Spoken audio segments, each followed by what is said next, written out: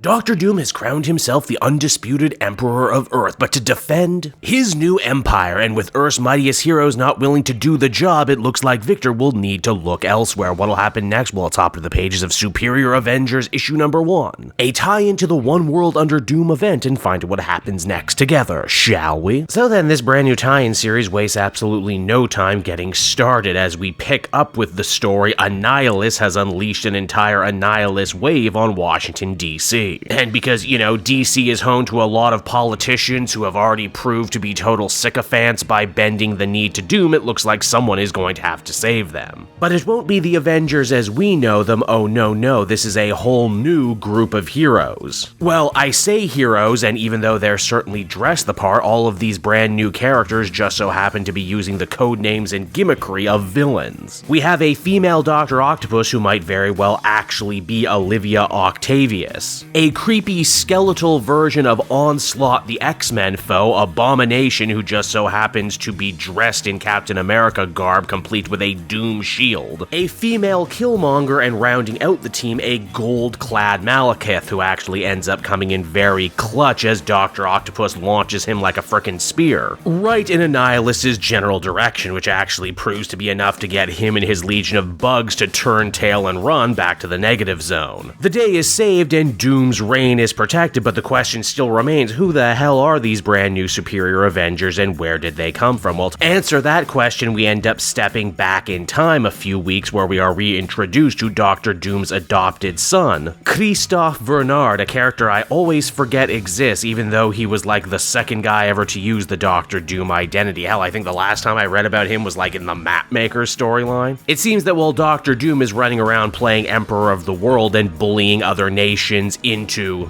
servitude, Kristoff has been running the day-to-day operations of Doomstat, including the Doom bots, as well as a brand new and very bold project to try and build Dr. Doom a super team of his own by using Doom's own time platform to scrub through possible futures wherein Doom's reign as Emperor was not only successful but eternal. Though clearly Kristoff isn't anywhere near the scientist his adopted father is, and while Doom is very interested in this idea, clearly there are a lot of bugs that need to get worked out of the system. Case in point, Kristoff tries to demonstrate to Doom what his idea is by bringing through a time portal a gray version of Amadeus Cho the Hulk. They assume that this Amadeus must be an absolutely fervent devotee to Doom from a future wherein his rule was celebrated, right?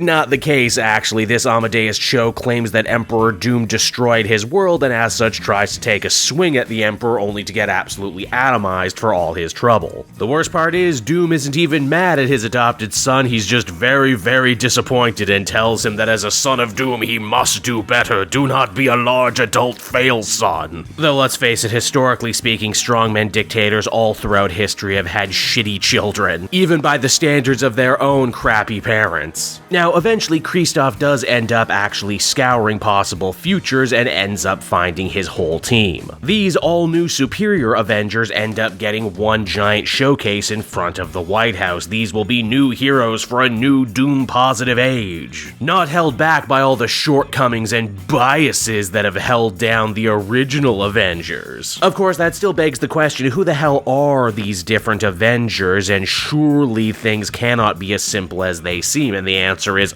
no, they're not. For starters, once the team gets back to their base of operations, Lady Killmonger actually ends up hitting on Kristoff a little bit, trying to get her way into the royal family, I suppose. Though, as it turns out, the flirting is actually more of a smokescreen. Deep within the inner sanctum of Doomstat, the Superior Avengers have set up their own black box so that they can work without Doom or Kristoff all up in their ass. It would seem that these Superior Avengers aren't nearly as loyal to Doom and his vision for the world as they let on. In fact, as we discover via a flashback, Dr. Octopus and Killmonger's future was actually destroyed due in part to Dr. Doom. We see a large hand coming through a massive incursion, which I'm sure wouldn't have made much sense a couple weeks ago when this book was new, but now that I've actually had the chance to read One World Under Doom number 3, and now that I know Dormammu is coming to Earth due to Doom's negligence, it all starts to make a little bit more sense. Furthermore, that big fight in DC was actually part of a much bigger smokescreen operation perpetrated by the Superior Avengers themselves. You see, Ghost, yet another member of their team, and one who actually looks like her movie counterpart, was actually sneaking around during the fight to try and steal herself some sort of artifact. We don't actually get to know what it is, but we know that the Superior Avengers are keeping everything they steal at a secure prison. In the negative zone of all places. Yes, that's right, they don't even fear the wrath of Annihilus as they actively plan the downfall of Doom and revenge for their lost futures. And it's on that note right there the comic comes to a close, everyone. And so that was Superior Avengers issue number 1, and overall I thought this issue was pretty fine as far as tie-ins go. You got a pretty interesting concept here where you have a bunch of time-displaced villains playing heroes who are actively trying to take down the bigger villain that is Doctor Doom. Though in truth, after one issue it seems like the story isn't actually about the Superior Avengers that much. The real actual emotional weight seems to be on Kristoff, as he desperately tries to escape his Emperor father's shadow and do something worthwhile, even though in doing so he might actually